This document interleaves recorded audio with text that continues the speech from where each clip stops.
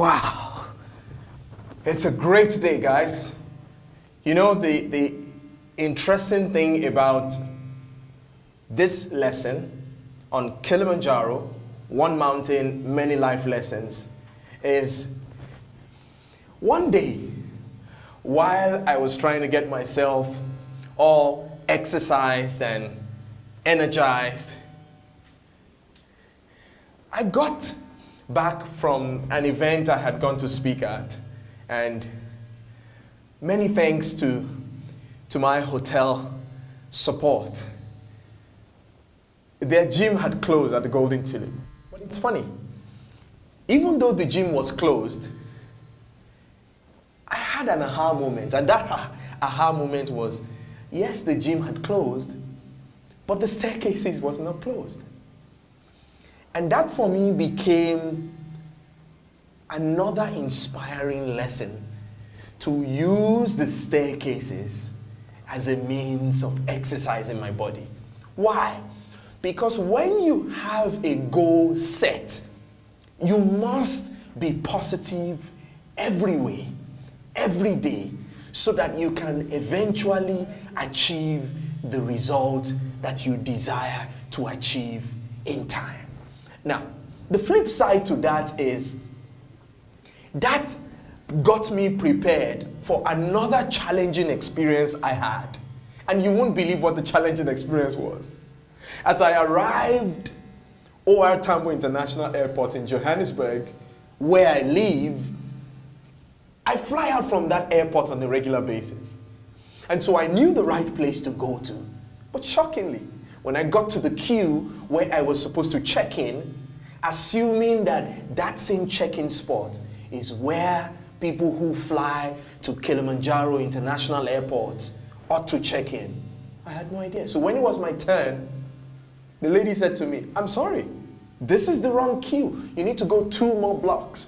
And so I ran with my trolley, and finally when I got there, they had closed the counter. So I said to the lady, I said, but she said to me, "I'm sorry, there's nothing I can do. Even if I give you access here, the flight is already boarding." Now, the interesting side to that is every day is trapped with measures of greatness. And for me, I just kept being positive. That's why I always say that it's a great day. Now, regardless of the challenges you are facing in your space, around that dream, around that goal, in the workspace, it does not take away the fact that today is still trapped with measures of greatness. So, as I conclude my Kilimanjaro, One Mountain, Many Life Lessons edition for today, the lesson is positivity. You need to stay positive no matter what. Whether the gym is closed, the staircases remains opened. Whether you missed your flight, there will be another flight, if not the same day, the following day. The point I'm trying to make, and the moral of the story is, every day is trapped with measures of greatness. And you can draw from the greatness trapped in that day. In conclusion, positive energy is appreciated around negative situations or negative energy. And I hope that you will be positive and stay positive and get the very best out of your day, regardless of the challenges. Until next time when I come your way with the next lesson on Kilimanjaro, One Mountain, Many Life Lessons. You take charge today and don't just take care of things. Bye for now.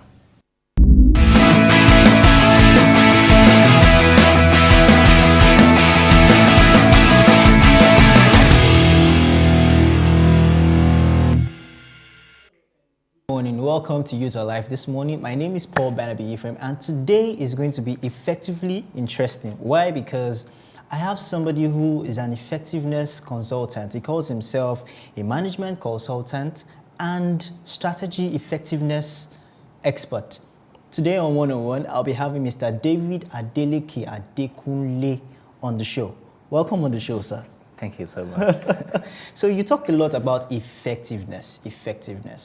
Today we want to let people understand what effectiveness really is. You know, you go on a lot of public speaking about effectiveness. So what is effectiveness all about? Okay, in a nutshell, effectiveness is getting more done in a shorter time. And then it's also doing things the right way or doing the right thing. So it's all about being right. It's all about doing things the way it should be. And then, of course, the time factor of it where you are able to close up the gap, between when something gets completed and when it started. So that's basically what Okay, let's talk about how you started out on public speaking, as a public speaker. How did you start? How did it start for you? Okay, when we talk about public speaking, a lot of people just have this, idea that you're just going to stand in front of 1 million people and just start talking. But someone said the best way to be a good speaker is to speak. And so I started by speaking to one person, as a student in 100 level. Then, I remember that it was one of my friends. One day, I can't remember what happened. She wasn't feeling too happy, so I just sat with her and then I spoke for about 15 minutes. I was timing myself. Once it's 15 minutes, I just get up and walk away. So 15 minutes on the dot, I got up and I walked away and I went to hide somewhere and I was watching. And I remember that she was just sitting there wondering for a while. And I smiled at myself and I walked away. Next time she came with a friend. You need to listen to this guy. And that was how it started from there to groups of friends and then to crowds, audiences. Okay, but people still don't understand. Like I said in the beginning, effectiveness is not just the word effectiveness, but it goes as far as every other thing. Yes. So effectiveness in what do you actually talk about? Okay, for the sake of my work, I speak more on effectiveness in business and in the workplace. Now that's because I have a drive for economies, particularly in Africa. So I know that much of what we need should be channeled through the business aspect and the workplace.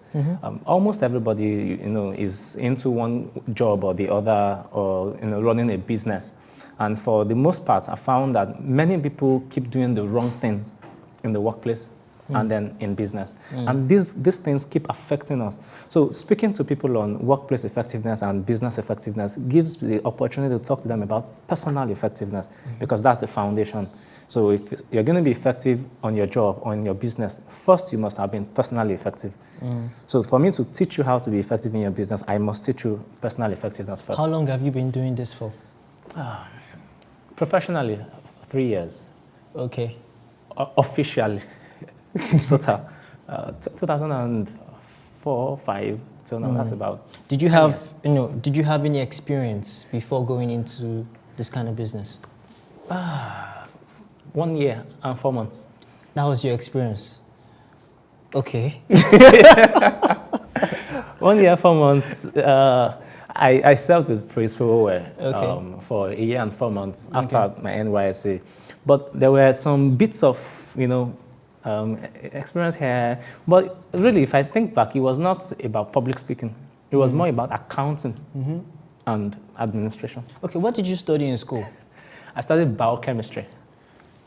Biochemistry and public speaking. I don't see the relationship. Well, they say, I believe that education is not to order your path in life. Education is to expand your reasoning capacity, your ability to think and comprehend. Okay. So what you study in school shouldn't directly influence what you do in life. Okay. You already have an assignment, a path to follow.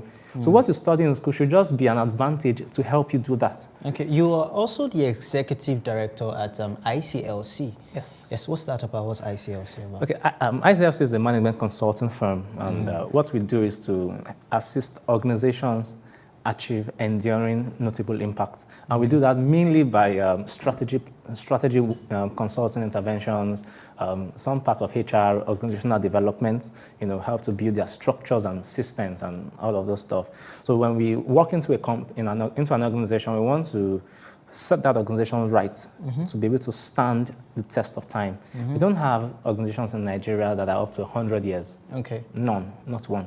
Are you serious? Not one. Not one. Yes. Okay. And so, these are the things that we're after. And so the reason why do you think organizations are not up to 100 Because they don't years? have structure. Most organizations are one-man mopos. The person builds it all around himself. I think that's what happened to the Concords and so many of all those organizations we had in the past, because they were built around the personality of the person. And so there wasn't any room for standard practices. It was what the man felt that was the best thing. Okay. So the trend is moving now, where we now have more organizations being open. So are we saying a one-man company? One-man companies don't last. Once the man dies, the company dies along with him. Wow. That's why we need structure. That's why we need systems to come into place. Okay. I know your job takes you round to different companies. You train people. Yes, for example, you've trained employees of May and Baker. Yes. So tell me, what was the experience training people in other companies? It's always very interesting because you get to meet different kinds of people with different modes of reasoning. Okay, there was this particular training we had, and in the training, I was talking about work psychology, what work is, what work is not. And at the point, I said, work is not for making money. And the response was, so what is it for? And I've always had that response every single time I get to that particular place. So it's stuck in here. Whenever I get to that place, I'm expecting them to say that. So it's always an exciting experience, especially for the fact that I do my best to ensure that there's never a dull moment in my training sessions. Okay. Everyone is so involved. It's exciting from the beginning to the end. In fact, if I say we must stretch beyond the time, everybody's willing. Okay. Because there's aside all of this which you do, you're also a host of a radio program. Yes. And it's on Praiseworld Radio. What's your program about? Okay, the program Effectiveness on Radio. It's a business show. We focused on the A to Z of business and workplace. And so what we're doing principally is to look at the critical things within 30 minutes, what you need to do as an entrepreneur to get your business up from the ground and get it growing, so that you can avoid the same one-man's business syndrome. Okay, so what do you do? How do you think about business? How do you approach your employees? How do you treat difficult staff? How do you handle taxation? So many of all of these things, blunders in business. Many things. So you're used to media already. You're used to television. You're used to radio and all that. I just started. That means you teach me effectiveness. All right. So we will go on a very short break, and when we come back, we'll be talking about youth and governance. The elections are around the corner where politics is involved, and we have youths who are actively involved. So he's going to tell us about how we can use social media and use other platforms to be actively involved in elections and politics. So ladies and gentlemen, we'll be right back after this break, and we'll still have Mr. Adeleke on seat with us on OneOnOne. Don't go anywhere.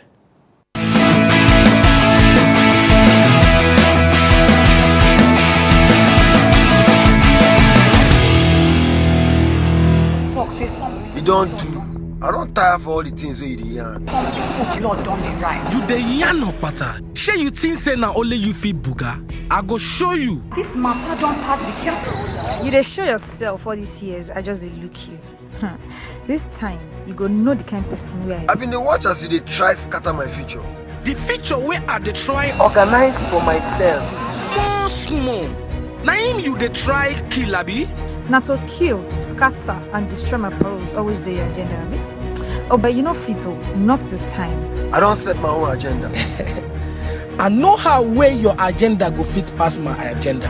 Because my agenda strong past your agenda. For this election, the agenda now. It's our future. No violence. Just vote.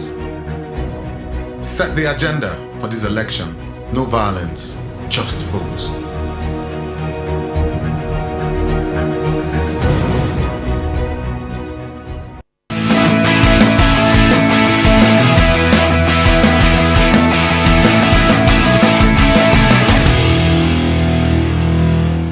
And you're welcome back. It's still You to Life. My name is Paul Barnaby Ephraim, and I'm effectively active today with Mr. Effectiveness. All right, but quick question before we go to the topic of the day.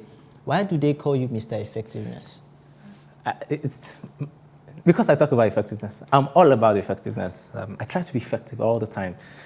My friends dubbed me with that name sometime in 2012 when they were always hearing everything I was always saying was about effectiveness. They all said, Mr. Effectiveness. So I just, okay, fine, I think it's okay, let's take it up. There's no one bearing the name. Okay. Yeah, so. Let's go to the topic of the day, where we're talking about the 2015 general elections which are coming up. And we want to ask, what role can youth play in governance? Today we see youths, the only role they think they can play is just going and carrying placards on the road and saying vote for this person, vote for that person. You know, for example, on our screen we have youths on the road. You know, we're just going on the road and we saw them and they were all actively shouting, vote for this, vote for that, but can they not do more? The question is, these people you're asking to be voted for, they are way older than you. In fact, they've passed their youthful age. So the question is, can we have a youth as a leader coming out to campaign for a post in the general elections? You see, when it comes to this issue of governance, the first question we should be asking is, who is a youth? Because I believe that some people do not deserve to be called youth. According to the UN, a youth is anybody less than the age of 35. And that encompasses children, teenagers, and young adults. Now, if we're talking about the role of youth in governance, we should be asking, what do youths know about governance? Now, we see all of these people carrying placards about, doing all of these things. How many of them have ever taken time to read one page of the Constitution? Because in the long run, you want to realize that the way a government should run is based on the Constitution. And so if you do not understand how government should be run, how do you know who should be where, or why this person should be fit to carry out what should be done where and where?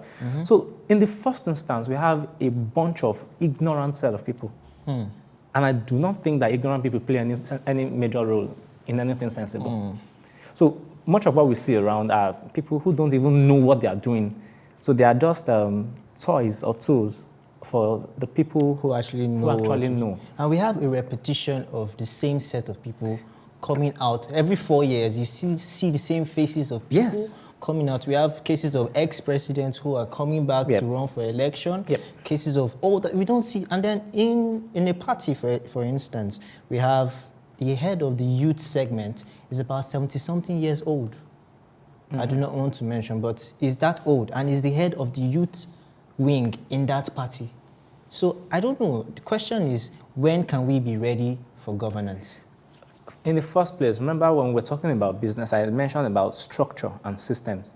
Now there's a system that runs the governance in Nigeria. And that system has been designed in such a way that for a young person to come up, so it's going to be very difficult. For you to break through that rank, it means that you have to, in fact, for you, sometimes it's going to really take many, if a young person is aspiring for that, it may take the person another 25 years or more. Because already you know that elections are every 4 years. You can't run now, you can't run in the next elections, you can't run in the next one. Before you're talking about another election, maybe 16 years' time. Now, 16 years plus your age, you're already like the people that you're speaking against. Wow. So at the end of the day, so I really think that the major work is in the fabrics of the systems that have been built. If we can have a number of radical thinking people among those spearheading these things, the system can be redesigned in such a way that more young people can be fast-tracked. Even in the structures like the Senate, for example, I don't see any young man. You will never. You go down again, you go to the House of Rep, you don't see anybody. You can't. Then you come even to the lowest strata where you have the local government, you still do not find when you ask the people there, what would they tell you? They say, young boy, what does he know? It's a pointer to the immaturity and unreadiness of most of us. Most of us, when we talk about politics, what we just want to think about is, okay, I think that there's more that we need. Many young people do not read. We don't even know We don't know protocols. Many young people do not dress like people who are on a mission.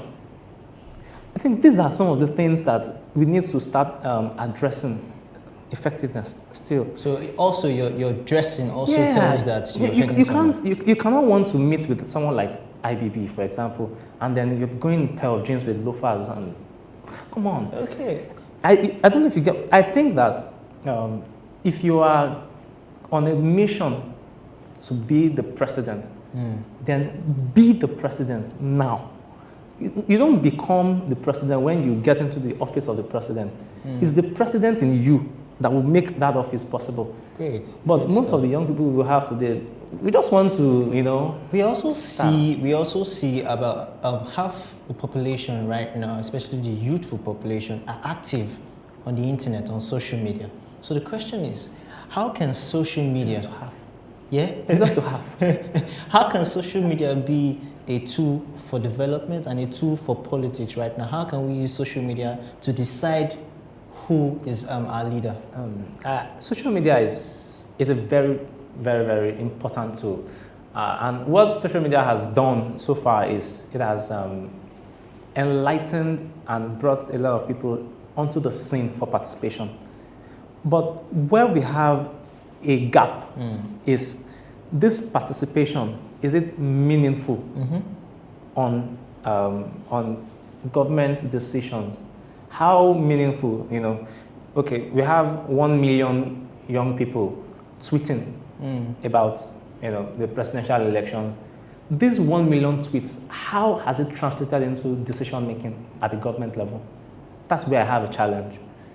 So we can keep tweeting about 87 naira per litre, we can keep tweeting about 20 billion missing, we can keep tweeting about the Chibok girls, but has it been translated into action? That's where we have a challenge. But the thing is, a lot of these things which we tweet about, for example, the Chibok girls which we tweeted about, Zara, for example, Zara, who's Buhari's daughter, which we tweeted about, become trends worldwide. And then people take note of this. The Chibok girls, Baga, for example, people took note of them because it was online. But have they been rescued? So what should we do? So that's the point. At the end of the day, there's what we still call diplomatic relations. Okay. Because if the Nigerian government will not do take certain steps, irrespective of the shouting and tweeting and posting on social media, and the international community is not doing anything either, it tells you something that there are some diplomatic relations somewhere that will not allow some things to move beyond certain levels. So at the end of the day, that's where I have an issue. We are tweeting, we are posting on Facebook and all of this, but translating into action. So how do you think social media should be used?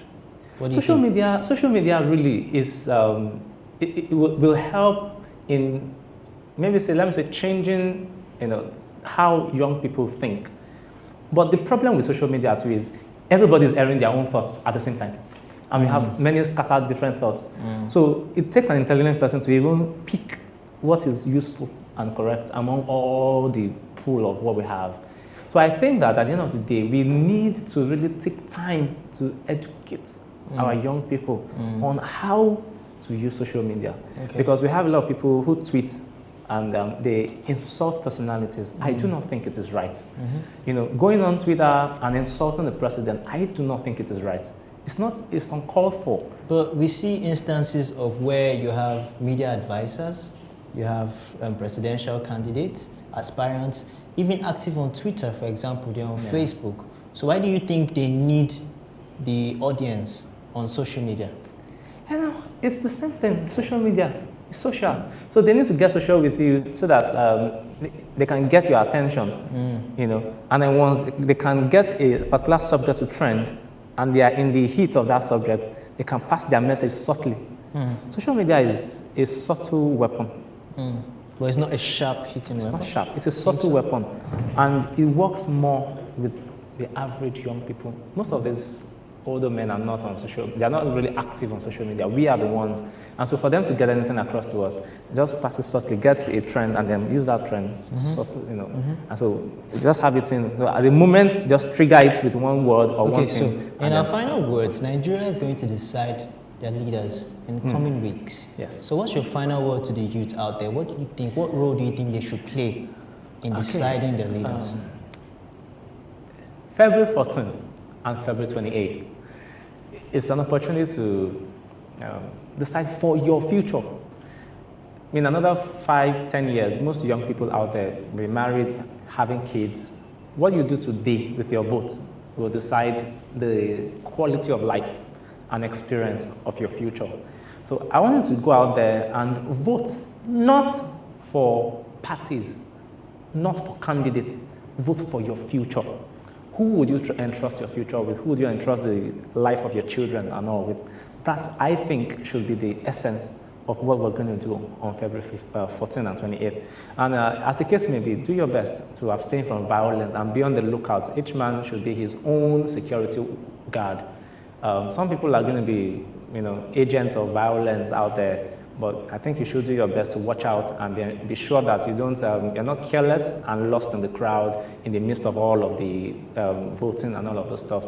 So I want us to just focus on Nigeria, not on others or on yourself. Yeah. Let's focus on Nigeria. Use your votes wisely for Nigeria. Thank you. So we had Mr. Effectiveness on set today with us on One-on-One. I hope you enjoyed it. My name is Paul Barnaby Ephraim, and like you heard, vote wisely. No violence, just choose your leader and vote for your future. So we'll come your way tomorrow, 11 a.m. Here is Youth Alive. Like I always say, it is energetic, it is beautiful, it is a world of effectiveness. All right, so till come your way tomorrow, don't touch the dial. Bye-bye. So yeah.